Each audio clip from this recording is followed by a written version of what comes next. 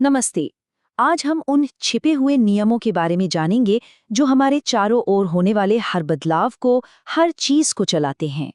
ये एक ऐसा सफर है जो हमें सोचने पर मजबूर कर देगा कि दुनिया असल में काम कैसे करती है। चलिए एक बहुत ही आम सवाल से शुरू करते हैं। ये सिर्फ जंग लगना नहीं है, इसके पीछे असल में एक बहुत ही जबरदस्त साइंस छिपा है, एक ऐसी प्रक्रिया जो बहुत कुछ बताती है। जी हाँ, ये कोई जादू नहीं है, बल्कि केमिकल रिएक्शन है। और पता है सबसे मजेदार बात क्या है? हर रिएक्शन एक स्क्रिप्ट फॉलो करता है, बिल्कुल किसी फिल्म की तरह। आज हम इसी स्क्रिप्ट को परत दर परत खोलेंगे और देखेंगे कि पर्दे के पीछे होता क्या है। ठीक है, तो चलिए इस अदृश्य दुनिया में थोड़ा और गहरा उतरते हैं और सबसे पहले ये समझते हैं कि आखिर ये केमिकल चेंज होता क्या है। तो देखिए, सबसे जरूरी बात यह है, केमिकल रिएक्शन का मतलब है कुछ बिल्कुल नया बनना। जैसे जब लकड़ी जलकर राख बन जाती है, तो राख के गुण लकड़ी से एकदम अलग होते हैं। मतलब एक पूरी तरह से नई चीज बन जाती है। अब देखिए, फिजिकल चेंज जैसे पानी का बर्फ बनना, ये रिवर्सिबल है। आप बर्फ को पिघलाकर वापस पानी बना सकते हैं। लेकिन केमिकल चेंज जैसे लकड़ी का जलना, ये परमानेंट है। आप राख से वापस लकड़ी नहीं बना सकते। बस यही है सबसे बड़ा और सबसे जरूरी फर्क। जैसे हर फिल्म में किरदार होते हैं और कहानी को आगे बढ़ाने वाले कुछ क्लूज यानी सुराग होते हैं, बिल्कुल वैसे ही केमिकल रिएक्शंस में भी होता है। चलिए इनके कलाकारों और सुरागों से मिलते हैं। ये समझना बहुत आसान है। सोचिए, रिएक्शन एक नाटक की तरह है।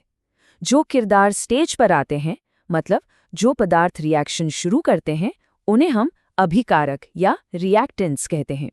और नाटक के आखिर में जो नया रूप सामने आता है, उसे उत्पाद यानी प्रोडक्ट्स कहा जाता है। तो पता कैसे चलता है कि रिएक्शन हुआ भी है या नहीं? इसके लिए ये 4 मुख्य सुराग हैं।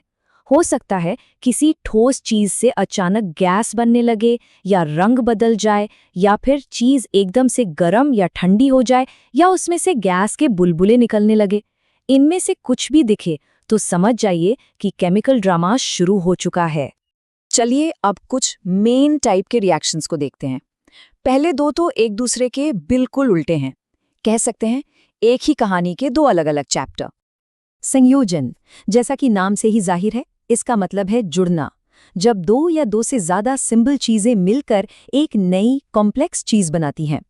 याद रखिए, संयोजन मतलब जुड़ना, 2 का एक हो जाना। और वियोजन संयोजन का ठीक उल्टा है। यहाँ एक बड़ी कॉम्प्लेक्स चीज टूटकर अपने सिंपल हिस्सों में बिखर जाती है। मतलब 1 का 2 या उससे ज्यादा बन जाना।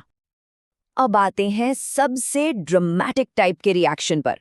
इसे विस्थापन कहते हैं। यहाँ असली ड्रामा देखने को मिलता है, पावर का खेल। तो कहानी कुछ यूं है कि हमारे पास कॉपर सल्फेट का एक घोल है। मान लीजिए कि इसमें कॉपर और सल्फेट एक जोड़ी हैं जो आराम से एक साथ हैं। लेकिन फिर कहानी में एक नया प्लेयर आता है, लोहा, जो कॉपर से ज्यादा ताकतवर यानी ज्यादा रिएक्टिव है। और वो इस जोड़ी को देख लेता है। और फिर क्या होता है? ज्यादा पावरफुल लोहा कमजोर कॉपर को उसकी जगह से धक्का देकर हटा देता है और सल्फेट के साथ खुद जोड़ी बना लेता है। और बेचारा कॉपर अकेला रह जाता है। इसी को कहते हैं डिस्प्लेसमेंट रिएक्शन, एक असली केमिकल टेकओवर। अब इतने ड्रामे के बीच केमिस्ट्री का एक फंडामेंटल रूल है, एक ऐसा नियम जो सब कुछ बैलेंस में रखता है। ये है द्रव्यमान संरक्षण का नियम। आसान भाषा में कहें तो आप किसी चीज को न तो बना सकते हैं और न ही मिटा सकते हैं। रिएक्शन के शुरू में आपके पास जितना सामान था, आखिर में भी उतना ही रहेगा, बस उसका रूप बदल जाएगा। तो सवाल ये उठता है कि अगर कुछ भी घटता बढ़ता नहीं है, तो हम इसे कागज पर यानी अपने इक्वेशंस में कैसे दिखाते हैं ताकि हिसाब बिल्कुल सही रहे? इसका जवाब है बैलेंसिंग। हम इक्वेशंस को बैलेंस करते हैं। मतलब हम ये पक्का करते हैं कि तीर के निशान के दोनों तरफ यानी अभिकारक और उत्पाद, दोनों तरफ हर एलिमेंट के एटम्स की संख्या बराबर हो। इससे हिसाब किताब एकदम बराबर रहता है।